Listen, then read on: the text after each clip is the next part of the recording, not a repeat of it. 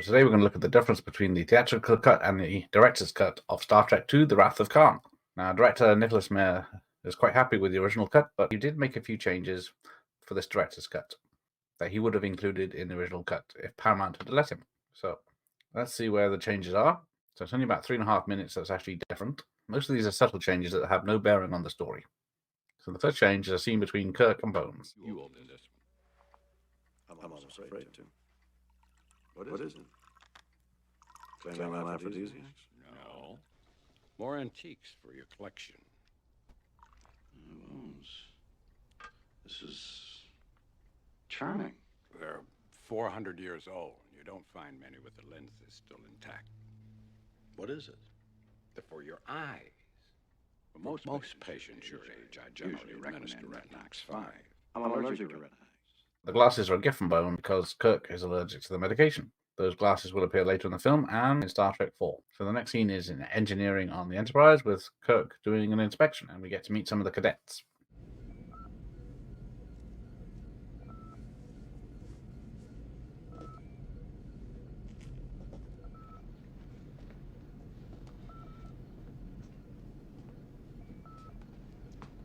I believe you'll find everything shipshape, Admiral. Oh, do you? Do you have any idea, Midshipman Preston, how many times I've had to listen to Mr. Scott on the comm telling me his troubles? Do you have any idea the ribbing I've had to endure in the officers' mess to the effect that the Enterprise is a flying death trap? Oh, no, sir. This is the finest engine room in the whole Starfleet. If the Admiral can't see the facts for himself, then with all due respect, he's as blind as a Tiberian bat. Sir. Midshipman, you're a tiger. My sister's youngest admiral, crazy to get to space. Every young man's fancy. I seem to remember it myself. Well, Mr. Scott. Are your engines capable of handling a minor training cruise? Give the word, Admiral. Give the word, Admiral. Mr. Scott? The word is given. Aye, sir. Aye, sir. Admiral, how about the rest of the inspection? An extra scene building up the cadet's character who we will see later in the film. And spoilers, he's Scotty's nephew and he doesn't make it. So now we get an extra scene with Chekov over the telecoms unit. This is completely irregular. Who gave the order? The order comes from Starfleet Command, Dr. Marcus. Direct from the General Staff. The civilian? Shh. Genesis is a civilian project under my control. I have my order.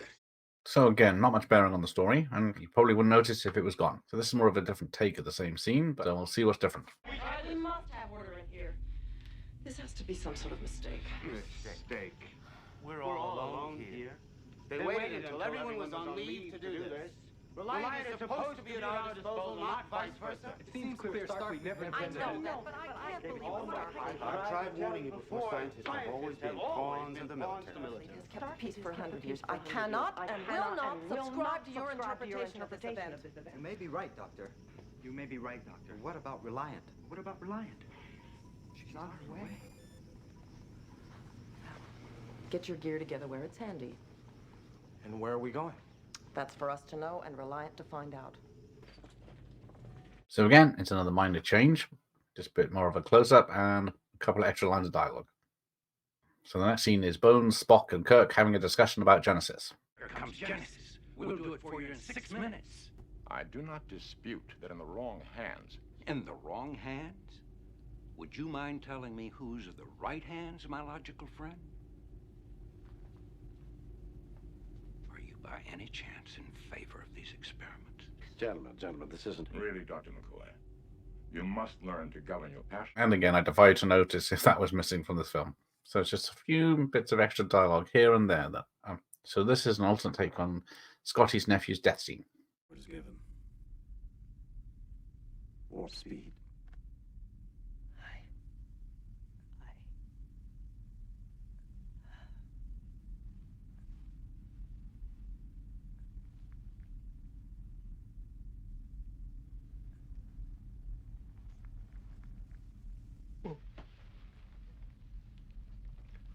Why? He wants to kill me for passing sentence on him 15 years ago. And he doesn't care who stands between him and his vengeance. I'm sorry, Scotty. He stayed at his post. So I think the first part is a bit more PG friendly. I'm sorry, Scotty.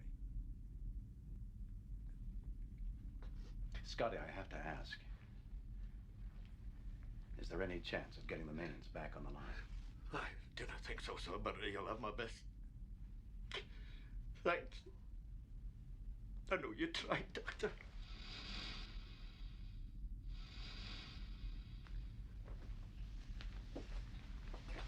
You all right?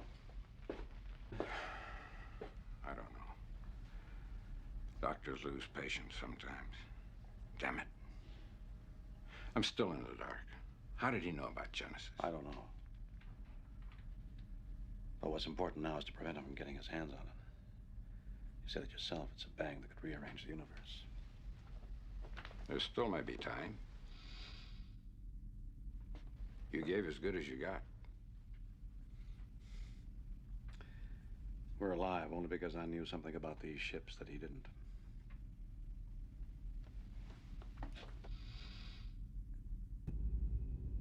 And so the second part of that scene just makes Kirk a bit more vulnerable, I think. But is that how we like to see Kirk? So the next scene is, how do they get around the ship with no turbo lifts? That's it? As we could do in 2 hours.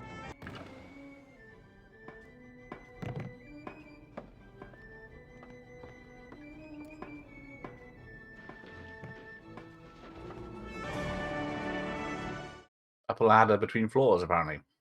I don't know how many floors they have to visit. So now there's one more short scene to end on the bridge of the Enterprise. That was close. They just don't want us going in there. Admiral, what happens if Reliant fails to follow us into the nebula? I think we can guarantee that she'll follow us, Lieutenant. Remind me to explain to you the concept of the human ego. Best speed, Scotty.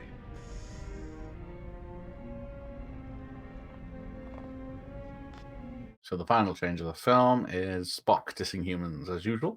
So I've seen the theatrical act tens of times, and I probably wouldn't notice these scenes were in or out. This director's cut isn't much of a change. Any extra scenes of the old cast is always welcome with me. So thanks for watching. Here end of the lesson. Working!